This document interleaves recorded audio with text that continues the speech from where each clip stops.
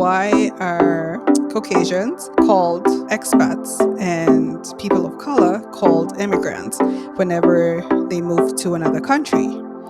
Basically, the use of the language expat, immigrant, it reflects power, privilege, and racial dynamics, especially in global context. It makes me think about the power of the single story. Why is like Africa just in context associated with the negative things, but when Mhm. it's put on the other side, it's like a positive thing.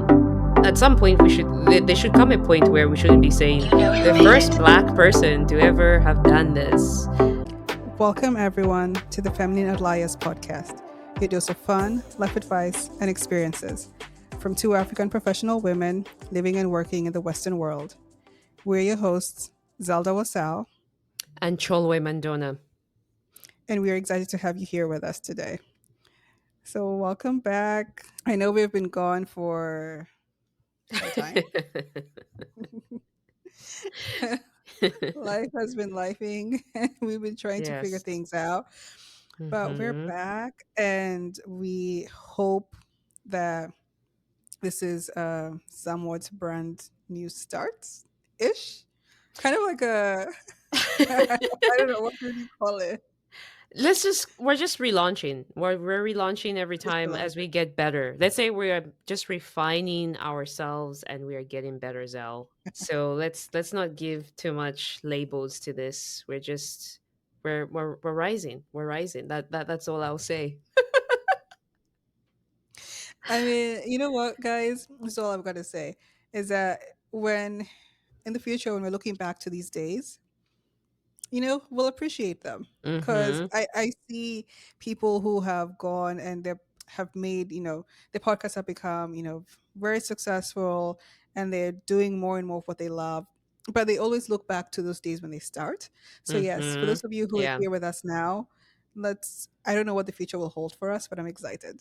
I am So, excited too. if Whoop, we whoop. have any mistakes or anything, we're correcting them as we go. Yes. Yes. We're definitely correcting them as we go. So, All the way. uh, right? Yes. We got this. We got this. Every time we do a podcast, I'm just like, yay. Like it's a vote for what we're doing, and I'm for it. I'm here for it. We have 6 more months, and we got this. Or is it 5 more months now? But you get the point. We have um, 4 months. yeah. No, it's not 4 months. It's July. It's technically it's 6 months. It was 5.5 months 5.5. Yeah. to be So exact. well, that's enough time to change the world, literally. So yeah. So let's go. Let's keep going. Let's keep rolling.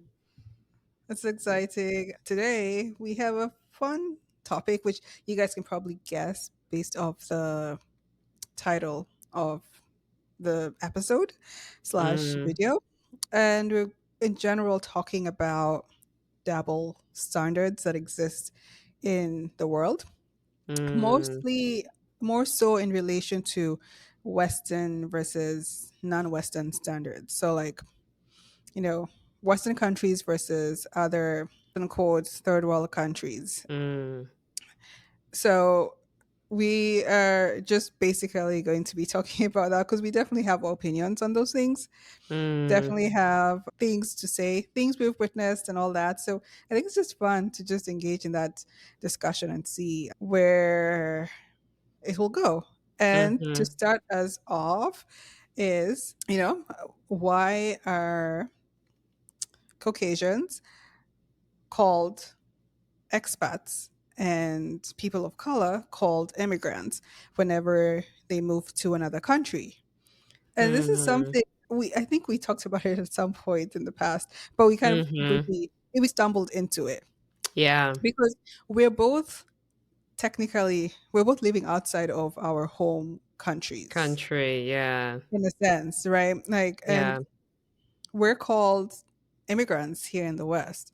And then in Mm, like back home for me, like back home in Kenya, you find that the Caucasians, like Europeans, Americans, and stuff, when they come into the country, it doesn't mm, necessarily have to be just Caucasians, mhm, just saying, but for the most part, it is.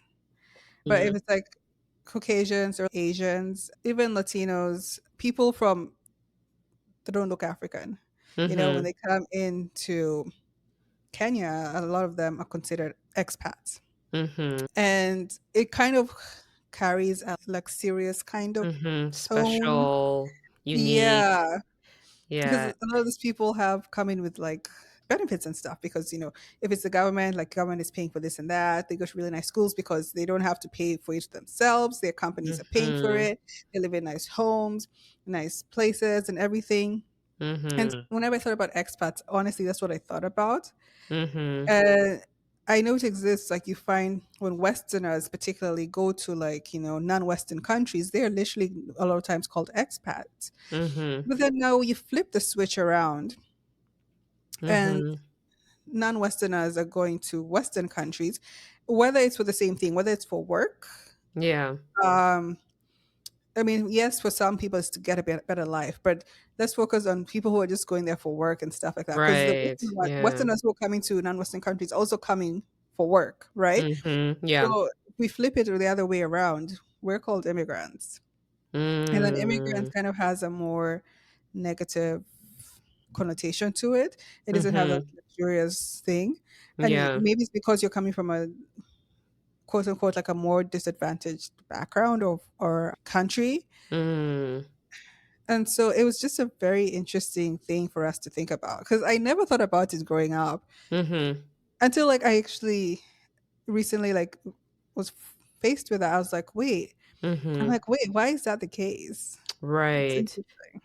That's yeah, no, that's very interesting, Zell. Because I was thinking that right now, especially in the media, what's going on around the world or in the Western world when it comes to immigration, there's this connotation or association that immigrants are taking up space, taking up jobs. Like there's a taking from the country that they're going to, and expats have this connotation of a giving, so like a celebration of their wisdom or their skills or their talent, like as this sense of you're going to give, so you should be celebrated. And then with immigrants, you're coming to take, so we should be cautious and question why are you here, like how long are you going to be here for. And so there is that. And as you were saying, I was wondering who's writing the narrative, because is there something, Hmm.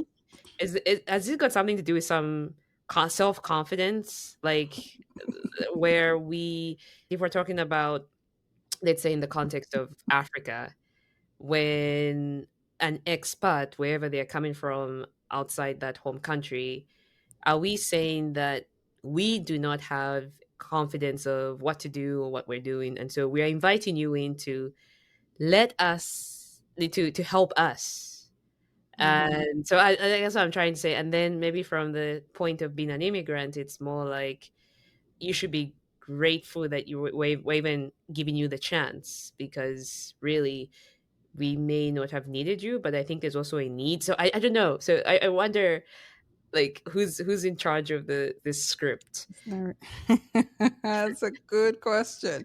I mean, there's definitely someone up there who's pulling the little puppet strings and is like trying to do give a narrative that works for them. And it's probably Mm. someone in the Western world because the narrative is more favorable towards the Western world than it is to the Mm. non-Western world. It has to be Mm. because I'm like, why is it? And Mm. yes, I'm going to mention ChatGPT because we kind of did look it up. But there's some important statement it said that basically the use of the language expat, immigrant, it reflects power, privilege, and racial dynamics, especially in global contexts, Mm. Yeah. which is what you're saying. Where did this come from? Why did they create it? Mhm. Because, for example, expat is short for expatriate, which means Mhm. someone who lives outside of the native country. Immigrant refers to someone who moves to another country, usually for permanent residence. Mm. Maybe because of that, maybe you're more likely to be, immigrants are more likely to try and get a better life Mm. outside than expats are. But expats also, I mean, for people who know, if you know, you know, Mhm. you can live a really great life when Yeah. you leave the West, because you're being provided for, your school fees being paid for, you're being given housing allowance for really nice big houses, Yeah. nice big cars. People live like kings and queens out there. And the Mhm. people who know it, they know, like they No. definitely Yeah. go and experience that. And so even expats are also, in a sense, trying to get a better life. Yes, you might Mhm. have some who are like doing it for charity reasons and stuff like that, but I think you have that in both sides, but more so Mhm. expats, I guess, based of the thing. Mhm. So it's so it makes us Yeah. beg the question, Mm. why was it created? And it creates this racial and class bias, you know? Mhm. Um Yeah. and There's an it goes back, imbalance. exactly, and it goes back to like colonial hierarchies. Mm. And because obviously whenever you have Westerners coming to, like, in the colonialism, they were just considered expats and stuff like that, and we Yeah. just have never broken free from that narrative Right. for some Yeah. reason. Because, like, for example, Chowa, you had an experience in, if you don't mind Ru sharing, Yeah, no. uh, in Rwanda. Like, explain. Oh, yeah, that was actually very interesting. Yes, I got the chance to volunteer in Rwanda, and I was with other American students at the time. So we're all grouped together to volunteer and help out with this national campaign to dealing with water filters and cook stoves, and it was interesting to me because I there were two of us who were black and the rest were Caucasian. So I think it was four or five others. So I think we're a total of seven or eight. I don't remember accurately, but it was very interesting to see how just navigating Rwanda with them was interesting because we would be in a car, and if we stopped by to get some food from a little tiny shop in the village, it was so interesting how the kids will all run up to the car and, like, because they're so curious because they haven't seen, I think, Caucasians. But also when I would interact with the locals and I would say, no, I'm coming from the US. Like I'm with these people. Like these other this group, these people, they would be so shocked. They'll be like, "Huh?" Mhm. Because I think they didn't picture a black person doing the same job as the Caucasians, because it was like I think they were used to, like, Caucasians being the ones that come and volunteer and do charity work. But the fact that, like, as a black person, and to make it even more interesting is because I'm from Zambia. So when I would Mhm. tell them, like, in fact, they actually thought I was Rwandese, and I was Mhm. somehow like the local person helping out these other people. And I'm like, no, no, we're on the same page. When we go home, I'm getting on the plane. That's all. So, but it just shocked them because they were like, Mhm. "Oh, you're part of," and in a way, I don't know if it gave them, like, also, like, a sense of pride in a way, because it was like, Mm. "Oh, okay, you are with these people, okay, winning." Like, I don't know if it gave them the winning vibe. So, that's one interesting experience. Um, and it's also just as you said, the expat life as well, because we did really live well, during the Mhm. time, and we were, yeah, we were just treated really well. Even places that we went to, restaurants, bars, all of that. It's one of those things of where you even think to yourself, for the work that you have done, do you really deserve all of this? Because it wasn't like rocket science work. It was effort, it was physical effort that I probably do more work that I don't know, that I would be like, I deserve a vacation myself after all this work I've done. But then when the effort seems rather minimal, because you're actually volunteering, and so you're being helped as Mhm. well. And there are locals that are helping you also, who are pulling up who are putting up with more work to make sure that we are also safe. So yeah, very interesting, Zell. It must have got you thinking, like, why? Like, why? And it's just like the other part about it is the willingness for people to accept what is being given. Mhm. There is no there's I don't know how it works from a government level in terms of vetting what help and what is needed for their villages, for the community. But there's such an acceptance, like it's a good thing, like the act of the giving is good. And so we invite you with open arms and keep coming back and just keep coming. And so I don't know, there's that element there, which is different, right, for immigrants, where there's more of a vetting process, like Mhm. applications to apply, to get accepted, to get approved, double checked, triple checked, all of this just to make sure that it's okay, even though in your mind you're just, I'm here for a job and I've trained for it. And but you still go through so many, I don't know, just so many processes just to be deemed like being able to work or serve the country you're in. So it's a very interesting.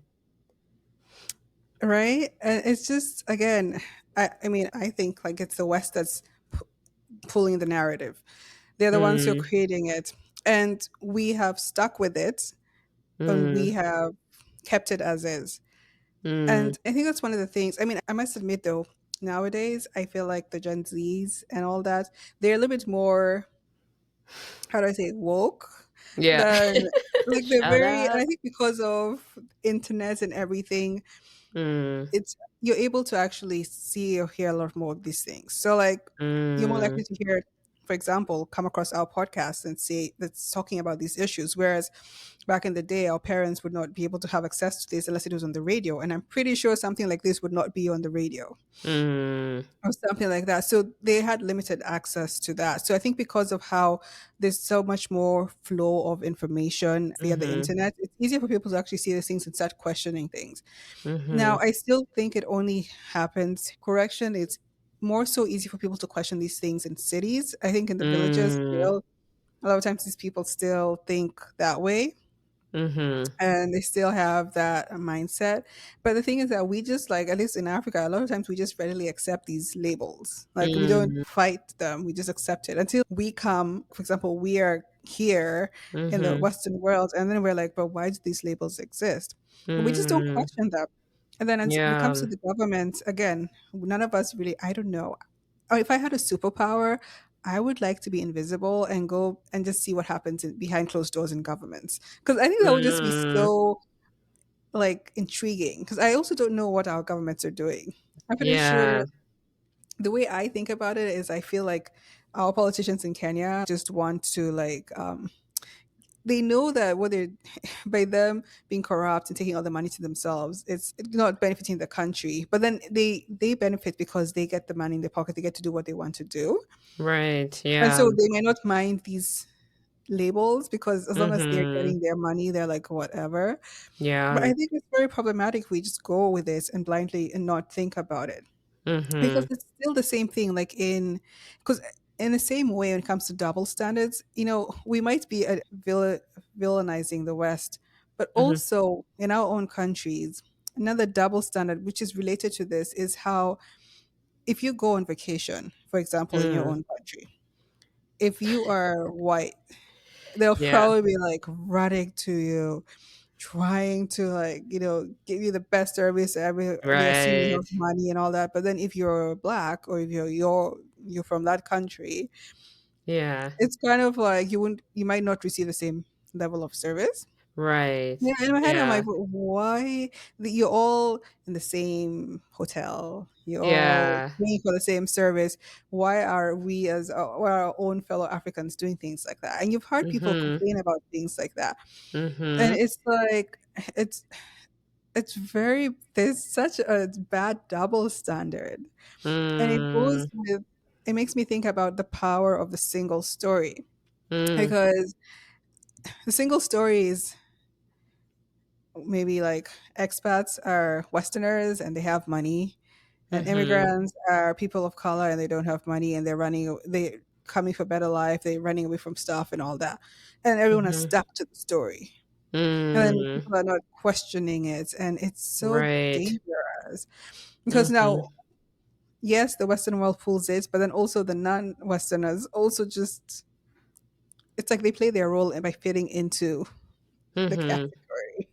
Right, exactly. And you're making me think about the media and how Mm, the labeling, the titles, like mhm, when you find like I was just thinking of is it Burkina Faso? Uh mhm. Oh, the uh Burkina Fays. yeah, is it Burkina Faso's president where Uh-huh. he seems to be doing so much in the country, putting up manufacturing facilities, giving jobs, healthcare, and it looks like the people are feeling those changes and his leadership. But there also talks about how he's like a dictator or militarizing this Mhm, country. So then you're like, huh? Because he's confident and he's principled on his leadership and all of that, it's now a problem. But then mhm. if it was done somewhere else, it would be like, oh, that's a great leader. We should praise that person. So the because even when you see and I was just thinking about what do you call this about instability back home. When there is something going on, it's almost like, oh, is there a war in Africa? But people might just be fighting for their human rights like everybody else. But then it's a war, it's instability, don't go there. It's problematic. Like there's Even if it's just a protest. yes, exactly. Mhm, And it's just like why? Why is like Africa just in context associated with the negative things, but when mhm, it's put on the other side, it's like a positive thing. And it also just even reminds me of like when you bring it on a personal level, things like the angry black woman when she's assertive versus uh, a woman with leadership qualities. There's just like it just runs deep. That's what I'm saying. These titles and labels run so deep. Um, it yeah. is true. It's so true. And again, they're all made to make the West look better and the Mm, non-Westerners to look worse. Because that's mm, how even the media, because like, and this is sad, but in a lot of countries, I think it might be changing slowly in like non-Western countries, but I still think there's a prevalence in the sense that when they show the Western world, they tend to mhm, show the good parts of the Western world and all the good things mhm, to anticipate and stuff. So everyone who's not in the Western world, or even the people in the Western world, will be like, "Oh, we live in a great place," and people who are non-Westerners will be like, "Oh, we want to live there."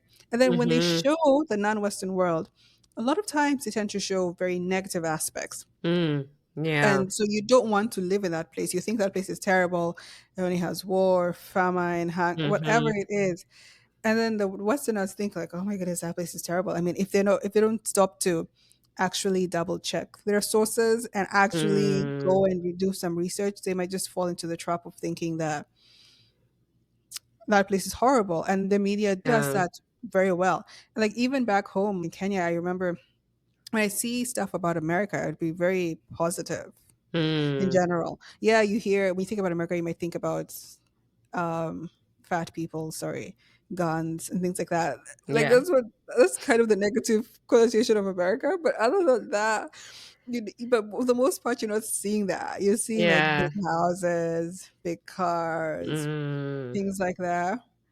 And Mhm, so also like back home, we were also painted that picture of the West is like heaven.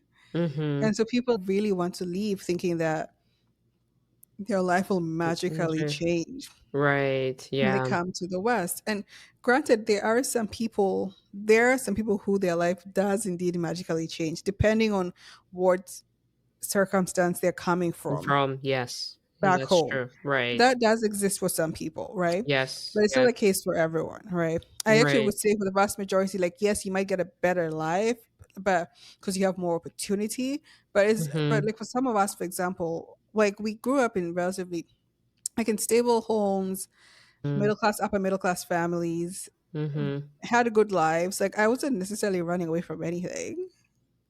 I Mm. it was just Yeah. like, but like you made you feel like you're running away from things. And then Mhm. we just carry on that narrative because I have seen people who like are like they couldn't wait to leave Kenya. Like, oh my goodness, can't wait to leave Kenya. Then you come to the West and you're like, Yeah.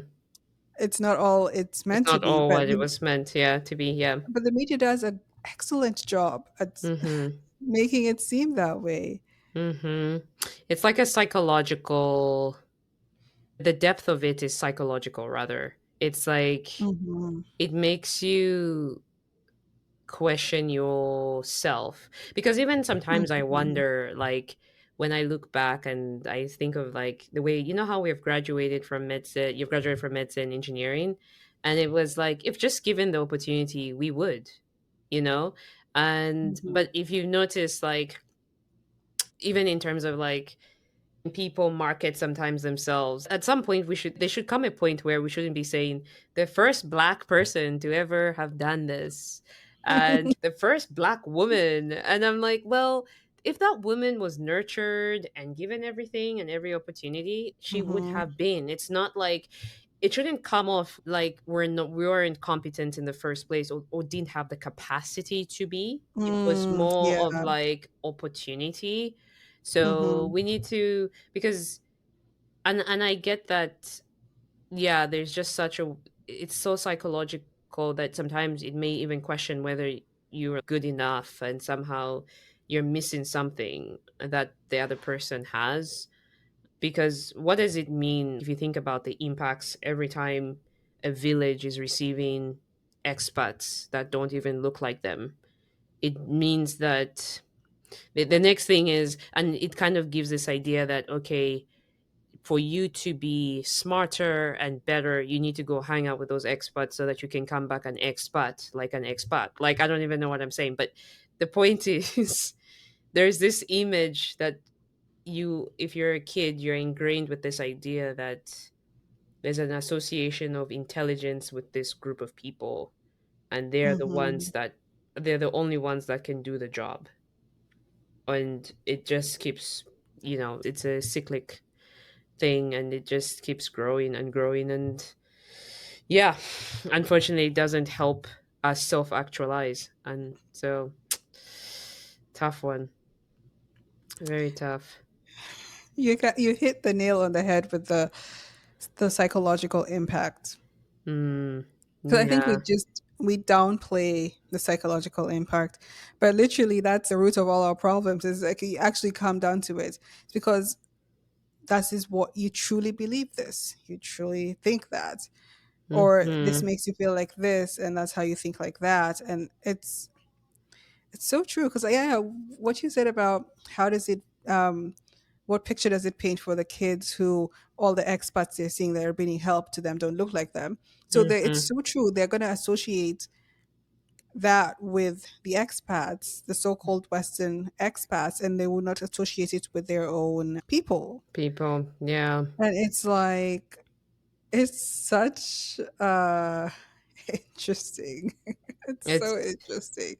Think yeah. about it. The psychology part is, I think, the hardest to study, Mm-hmm. but I think it's the most important to study because it's underlying all of these issues. And I sometimes I wonder, like, were people that smart and that conniving that they knew if they just do this and they do that, this is how it's going to. These are going to be the effects downstream, and this is how Mm-hmm. it's going to work. Because it's like when people talk about neocolonialism, Mm-hmm.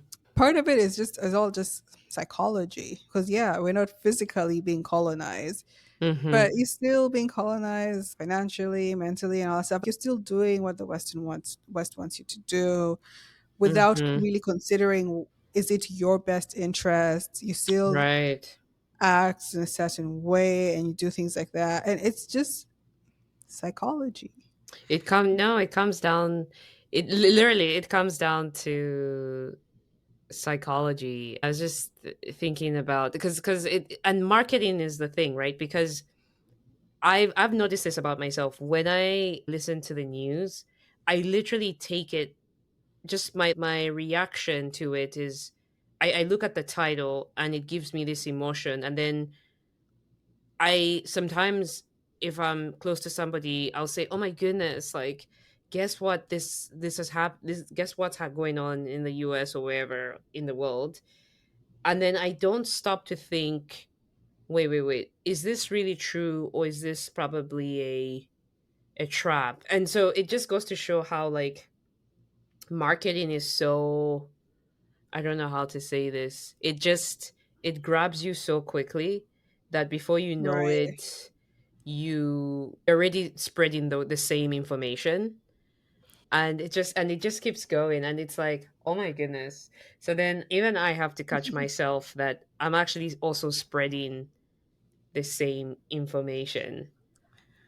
Right. That's why it just comes down to your psychology because you also don't realize that there's a part of you that believes it. There's a part of you Mhm. that's spreading it and stuff like that. That's Mhm. why, like, that's a scary part Yeah. because that's why I don't fully, I mean, blame, like, for example, when we go back to the expat topic, I don't fully blame some of the Westerners for how they think because that's what they're taught Mm. and that's what they're exposed to. Mhm. And I see where they come from. Now, the problem where I have a problem is when you refuse to change Mm. Yeah. because that narrative fits you or makes your life easier. That's Mhm. when the problem comes in. But I understand initially, like, if that's how you think, because literally that's what's exposed to you, that's what you're told. Mhm. But Mhm. then, I mean, that's me giving grace to people. But I'm the kind of person who I just tend to question a lot of things. Like, I Yeah. just don't take things at face value. I Mhm. tend to question a lot of things. So, fine, you're telling me this, but in my head, I'm like, it's very believable. Okay. Mhm. But there's a part of me that's like, still, there's a question for doubt somewhere there. Right. Yeah. And maybe it's just because I realize that a lot of times things are not exactly as they seem. Exactly. Um, Exactly. but Interestingly enough, though, if you it's interesting because by the time you, maybe let's say you listen to this information that's widespread and you process it and you realize, something doesn't add up. When you communicate that to, let's say, whether it's your colleagues or your friends, you find that they have taken up the main narrative, and then you seem like the mhm. person who is opposing, and then you are like, I don't know, you are an outlier in that because they've all been, I don't know, they've all drunk the Kool-Aid, whatever. So that's why marketing is so powerful. And it's very interesting how, like, just some of the words that are used. It's always fascinating to see, um in the US with Trump, when he says something, how people just grab onto it, and there's more information that's needed. Sometimes he's just saying what he's saying, but it's just, it's so viral. Like, it's actually scary. As you said, it's a very scary thing. But it also comes down to this thing of, like, I think it was a psychologist, or I read about this somewhere, where the human brain would cannot tell the difference between what's real and what's a perception. So you can always create a Mm. perception, and it will interpret that as, that's true, that's good, whatever, accept.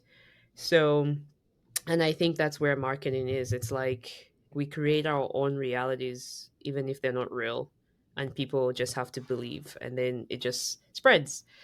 So, That's so dangerous because that's why I always say your perception is not necessarily the truth.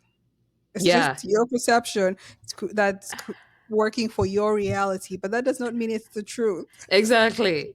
Exactly. So that's tough. And that's why it's probably also hard for people, because you talked about how leaders, let's say in the context of Africa, if it's African leaders, how they may just follow in similar steps of saying, I'm just going to choose myself and know that. Because what you're saying is, it requires true character to be able to say, nope, I'm standing by my values, or this is what I believe in, and this is right.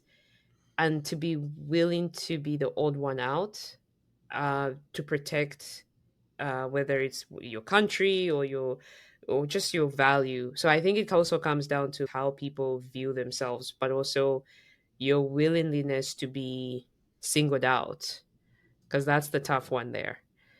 And and that's what's happening, even like, even when I don't watch the news, like I don't watch the news that often, but because of that, like just all of a sudden the Burkina Faso president just got on my news feed, even if I never googled him.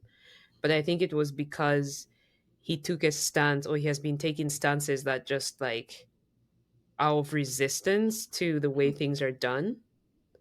And so it's showcasing like, well, Polarizing. yeah. So it's like, oh, oh. Even YouTube is like, you need to know, this is the tea right now, girl. You need to know this. Like, this is real.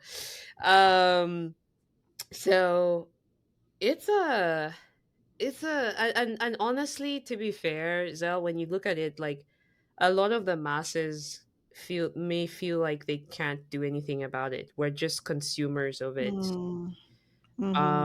We don't have power, we don't have money, so we're just sort of left to be a part of a system we can't like individually change. So maybe that's why it feels just like, this is the state of the world.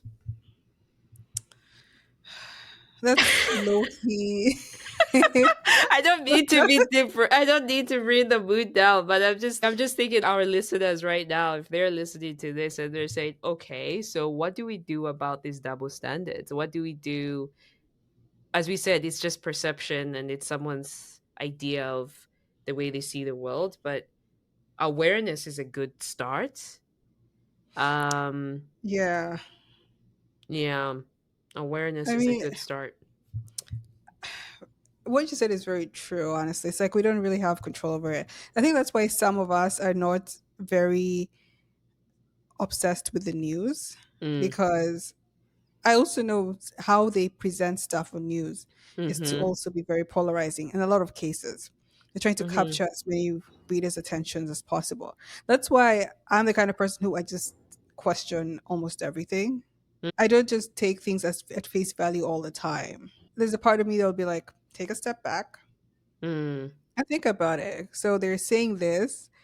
Is this what's really happening, or is someone latch onto something and then that's the narrative they went with, and then mm, everyone else is just going with that narrative without questioning it. right.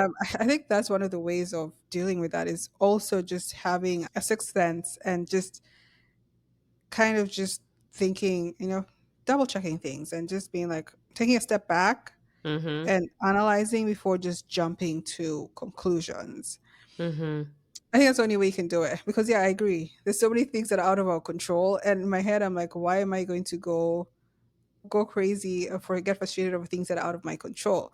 I can mm-hmm, only control what I can control in my sphere, and that's very important for me to learn how to control that. mm-hmm, But part of the way we could help ourselves is by also just questioning things. So these double standards that exist, if mm-hmm, more people start to question why is it the case, why are you called that and someone else is called this, mm, as these conversations happen, as people question things, that mm-hmm, things actually start to change.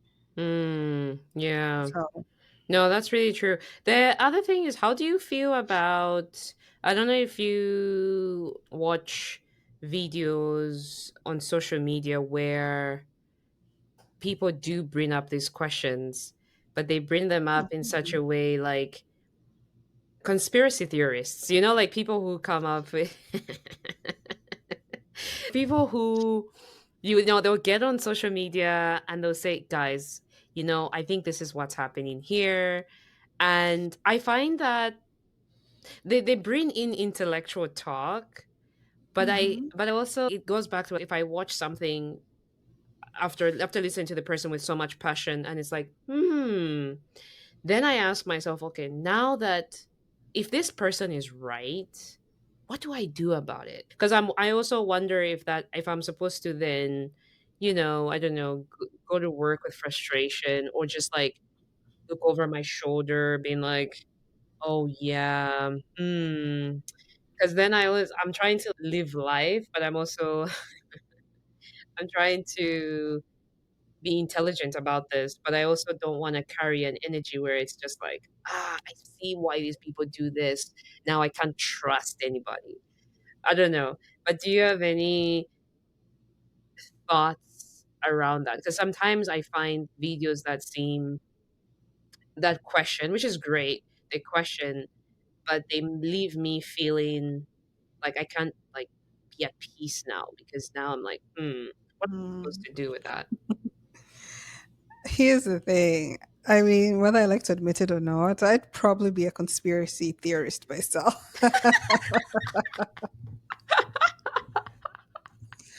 Because again, that's what I'm saying. I tend to question things.